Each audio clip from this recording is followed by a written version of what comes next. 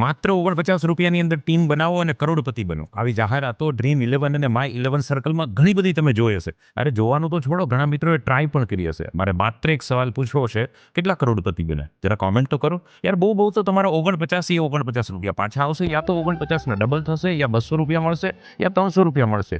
આજ દિન સુધી મને તો એવો કોઈ કોન્ટેક્ટ નથી થયો જેને 1 લાખ મળ્યા હોય, 10 લાખ મળ્યા હોય કે 1 કરોડ મળ્યા હોય. મૂર્ખ બનવા કરતા અહીંયા મનન કરવાની જરૂર છે. વાત સમજવાનો પ્રયાસ કરજો. અહીંયા પૈસા મેટર નથી કરતા, બટ તમારી એક જે સાયકોલોજી બની રહી છે એ ખૂબ મેટર કરે છે.